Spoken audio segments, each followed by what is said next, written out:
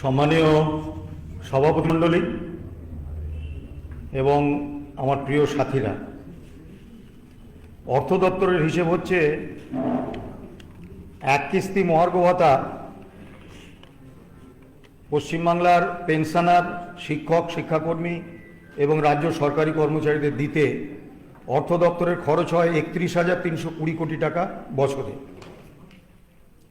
2011-12 অর্থবর্ষ থেকে 2021-22 অর্থবর্ষ পর্যন্ত বেতন, ভাতা এবং পেনশন খাতে সরকার যা বরাদ্দ করেছিলেন সেই বরাদ্দের মধ্যে 25,262 কোটি টাকা সরকার খরচ করতে পারেননি। সেই টাকাটা রয়েছে এবং কেন্দ্রীয় অর্থ কমিশন রাজ্য কর্মী বাবদ যে টাকা পাঠিয়েছিলেন তার মধ্যে 9,000 কোটি টাকা রাজ্য সরকার খরচ করেননি। অর্থাৎ রাজ্য সরকারের কোষাগারে এখন 34,262 কোটি টাকা আছে, আর 40% ডিএ দিতে বছরে খরচ হচ্ছে 31,320 কোটি টাকা। জানুয়ারি মাসে 4 কিস্তি ডিএ 4% ডিএ আমরা পেয়েছি, কিন্তু এআইসিপি অনুসারে জানুয়ারিতে কেন্দ্রীয় এবং অন্যান্য রাজ্য কর্মীদের 4% ডিএ প্রাপ্য হয়ে গেছে। কাজে এখন এই মুহূর্তে বকেয়া 40% ডিএ, এবং এই 40% ডিএ দিতে খরচ হচ্ছে 31,320 কোটি টাকা এক বছরে। রাজ্য সরকারের হাতে বাজেটে রয়েছে নিজেদের কাছে রাজকোষে 34,262 কোটি টাকা। কাজে অর্থাভাবে সরকার ডিএ দিচ্ছে না, এই তত্ত্বটা কিন্তু অর্থ দপ্তরের হিসেবে খাটে না। দ্বিতীয় বলছেন তারা যে কেন্দ্রীয় সরকার টাকা দিচ্ছে না, সেই টাকা না পেলে আমরা ডিএ দেব কি করে? আপনারা জানেন সিএজি রিপোর্টে দিয়েছে যে 2,94,000 কোটি টাকার কোনো ইউটিলাইজেশন সার্টিফিকেট রাজ্য সরকার কেন্দ্রকে দেয়নি। অর্থাৎ হিসেব মতো রাজ্য সরকারকে 2,94,000 কোটি টাকা কেন্দ্রীয় সরকারের না দেওয়ার কথা, কিন্তু মুখ্যমন্ত্রী এবং অন্যান্যরা বলছেন রাজ্যের বকেয়া 1,15,000 কোটি টাকা। তার মানে ইউটিলাইজেশন সার্টিফিকেট ছাড়াই দিদি মোদি সেটিংয়ে রাজ্য 1,14,000 কোটি টাকা পেয়ে গেছে, যেটা তার প্রাপ্য নয়। তা আপনি টাকা নেবেন, হিসেব দেবেন না, এবং সেই হিসেব চাইলে বিপ্লব করবেন, তারপরে টাকা আসবে, এরকম তো হয় না। দ্বিতীয়ত সবথেকে বড় বিষয় যেটা, এই সমস্ত প্রাপ্য কিন্তু প্রকল্প ভিত্তিক প্রাপ্য।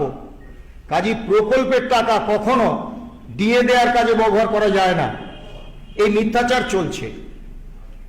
আপনারা জানেন 2016 সালে আমাদের সংগঠনের সাধারণ সম্পাদক মলয় মুখোপাধ্যায় সংগঠনের পক্ষে স্যাটে যে মামলা করেছিলেন, confederation of state government employees and others versus state of West Bengal and others, সেই মামলাটা আমাদের করতে হয়েছিল। আমরা মনে করি ট্রেড ইউনিয়ন সংগঠন হিসেবে যে আদালতের মাধ্যমে নয়, কর্মচারী আন্দোলনের মাধ্যমে দাবি আদায়টাই ট্রেড ইউনিয়ন সংগঠনের ক্ষেত্রে সবথেকে গুরুত্বপূর্ণ এবং গৌরবজনক।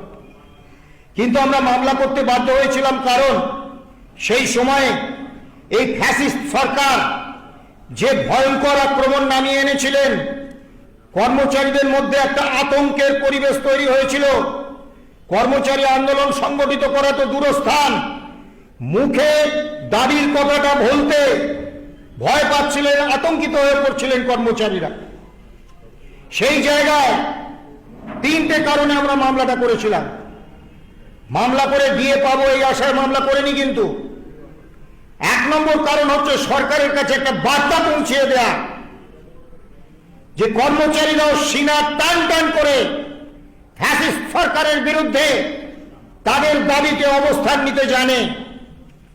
2 নম্বর, কর্মচারীদের কাছে একটা বার্তা পৌঁছিয়ে দেয়া যে ডিএ ইস্যুটা মানসিকভাবে প্রত্যেকটি কর্মচারী, শিক্ষক, শিক্ষাকর্মী থেকে শুরু করে 4র্থ শ্রেণীর কর্মচারী, শিক্ষাকর্মী, প্রত্যেকের একটা কমন দাবি। কাজেই সেই দাবিতে মানসিকভাবে প্রত্যেকটা কর্মচারী এক হবেন, সেই ঐক্যবদ্ধ একটা কর্মচারী রূপ তৈরি করা। 3 নম্বর হচ্ছে আইনি মাধ্যমে এই ডিএর অধিকারটাকে ছিনিয়ে আনা। কেন আমাদের মনে হয়েছিল আইনি মাধ্যমে এই ডিএর অধিকারটা ছিনিয়ে আনা সম্ভব? তার কারণ হচ্ছে ইন্ডাস্ট্রিয়াল ডিসপিউট অ্যাক্ট 1949, তাতে আগে বলা হতো যে শুধুমাত্র যারা কায়িক শ্রম করেন তারা শ্রমিক, কিন্তু সুপ্রিম কোর্ট পরবর্তীকালে বলে দেয় কায়িক মানসিক যে কোনো রকম শ্রম করলেই তার বিনিময়ে মজুরি বা বেতন পেলেই সে শ্রমিক। এবং প্রথম ভারতবর্ষের ডিএটা চালু হয় বোম্বে ইন্ডাস্ট্রিয়াল কোর্টের নির্দেশে। শ্রমিক কর্মচারীদের এআইসিপি মেনে দিয়ে দেওয়ার সিদ্ধান্ত প্রথম নেওয়া হয় ইন্ডাস্ট্রিয়াল কোর্টের সিদ্ধান্ত অনুসারে, আদালতের সিদ্ধান্ত অনুসারে। সেই জায়গাটা থেকে আমরা এই মামলা করেছিলাম। আজকে আপনারা জানেন এই মামলা সুপ্রিম কোর্টে বিচারাধীন। মামলায় কি হবে ভবিষ্যৎবাণী আমরা করতে পারি না, কিন্তু ষাট থেকে মহামান্য কলকাতা হাইকোর্ট যেরকম সুনির্দিষ্টভাবে ডিএটাকে রাজ্যের অধিকার হিসেবে প্রতিষ্ঠা করে দিয়েছেন এবং বলেছেন DA is a legally enforceable fundamental right, তাতে আমাদের মনে এতটুকু সন্দেহ নেই যে কোনো আইনজীবী, তিনি যত বড় মাপের আইনজীবী হোক, এই যুক্তির থেকে সুপ্রিম কোর্টকে সরিয়ে আনতে পারবেন। তাই আমরা আশাবাদী 5 তারিখে কি হবে আমরা জানি না, মামলার শুনানি নাও হতে পারে, আবার একটা দিন পেতে পারি, সে ব্যাপারে ভবিষ্যৎবাণী আমরা করতে পারি না। কিন্তু এই কথাটা আমরা 100% নিশ্চয়তার সঙ্গে বলতে পারি যে মামলায় সুপ্রিম কোর্টকে একদিন না একদিন রায় দিতে হবে এবং সেই রায় রাজ্য সরকারি কর্মচারীদের পক্ষে যাবে। এবং এই মামলাটার নাম confederation of state government employees and others versus state of West Bengal. আমরা মামলাটা করেছি, তার মানে এই নয় এই মামলাটা আমাদের, এই মামলাটা সমস্ত কর্মচারীদের, তাদের উদ্দেশ্যে এই মামলাকে আমরা উৎসর্গ করেছি। এবার একটা প্রতিশ্রুতি আপনাদের কাছে দিয়ে যেতে চাই। ভীষণ আর্থিক সমস্যা আছে আমাদের জানি, তারপরেও বলি কোনোভাবে কোনো অবস্থাতে এই মামলা আমরা ছেড়ে দেব না। গত 8 বছর ধরে যে রাজরোষ এবং রাজ প্রলোভন উপেক্ষা করে এতদিন মামলা চালিয়ে এসেছি, সেই মামলা আমরা ছেড়ে দেব না। সময় সংক্ষিপ্ত, সবশেষে একটা কথা বলবো, আমি ব্যক্তিগতভাবে সরকারকে কর্মচারীদের দাবি না মেটার জন্য দায়ী করি না, আমি একদম মনে করি না। কারণ ট্রেড ইউনিয়ন কর্মী হিসেবে আমি বিশ্বাস করি সরকার বা মালিক সে চাইবে কম বেতন দিয়ে, কম সুযোগ সুবিধা দিয়ে বেশি কাজ করিয়ে নিতে। কর্মচারী শ্রমিক তাদের ন্যাশনাল বিহেভিয়ার বা যুক্তিসঙ্গত আচরণ হচ্ছে ঐক্যবদ্ধ আন্দোলনের মাধ্যমে সরকার বা মালিককে বাধ্য করা দাবি মিটিয়ে দিতে। আমাদের কর্মচারীদের মধ্যে কখনো আমরা স্বঘোষিত দায়বদ্ধতা নিয়ে ফেলি, এই সরকারকে চোখের মণির মতো রক্ষা করতে হবে। কখনো আমরা স্বঘোষিত দায়বদ্ধতা নিয়ে ফেলি, এই সরকারকে পেটের লিভারের মতো রক্ষা করতে হবে। এবং একটা বড় সংখ্যায় কর্মী তারা কর্মচারী আন্দোলন থেকে সরে যায়, যার ফলে ঐক্যবদ্ধভাবে, ঐক্যবদ্ধ কর্মী পক্ষ হিসেবে আমরা কর্মচারীদের দাবির সপক্ষে লড়াইটা করতে পারি না। যতদিন এই লড়াই আমরা করতে না পারবো ততদিন কোনো সরকার দাবি মেটাবে না। কাজে আমাদের আত্মসমালোচনা করতে হবে। মাননীয়া 14 তলায় বসে গান গাইছেন, বেহালা বাজাচ্ছেন, বলছেন আমি তো আমার শপথ রেখেছি অক্ষরে অক্ষরে, যারা প্রতিবাদী তাদের জীবন দিয়েছি নরক করে। আমাদেরও কিন্তু ঐক্যবদ্ধ আন্দোলনের মাধ্যমে যারা শাসক তাদের জীবনটা নরক করে দিতে হবে। এবং যারা শাসককে সমর্থন করছেন, আমাদের দাবির প্রতি বিশ্বাসঘাতকতা করছেন, ওই ব্যক্তিগত সম্পর্কের বেড়াজাল দিলে হবে না। শাস্ত্রে বলেছে হস্তি হস্ত সহস্রেন শতহস্তেন বাজিন শৃঙ্গিন দশহস্তেন স্থানত্যাগেন দুর্জন।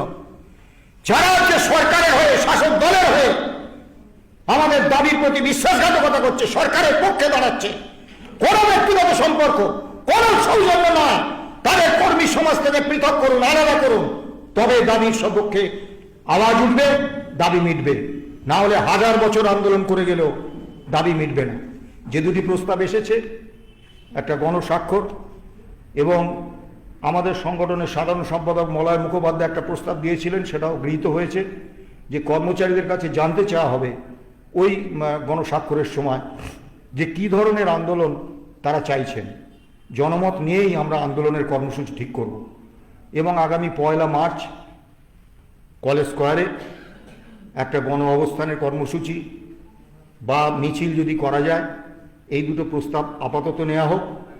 সব শেষে আপনাদের বলি, এক ব্রিগেড মহাত্মা গান্ধী ছিলেন না, এক ব্রিগেড নেতাজি সুভাষচন্দ্র ছিলেন না, এক ব্রিগেড ক্ষুদিরাম ছিলেন না, কিন্তু তারাই ভারতবর্ষের স্বাধীনতা এনেছিলেন।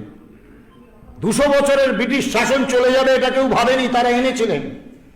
কাজেই যখন একটা সুস্থ কাজ সংগঠিতভাবে, হিরোইজম নয়, অ্যাডভেঞ্চারিজম নয়, অবতার বা প্রতিষ্ঠার আন্দোলন নয়, বা দলীয় রাজনীতিকে পুষ্ট করার আন্দোলন নয়, কর্মচারী স্বার্থে দলীয় রাজনীতির ঊর্ধ্বে উঠে আন্দোলন করার যে শপথ আমরা নিচ্ছি, একদিন এই শপথ মহিরূপে পরিণত হবে, আন্দোলন সফল হবে, এ ব্যাপারে আমার কোনো সন্দেহ নেই। নমস্কার, সুস্থ থাকবেন, ভালো থাকবেন।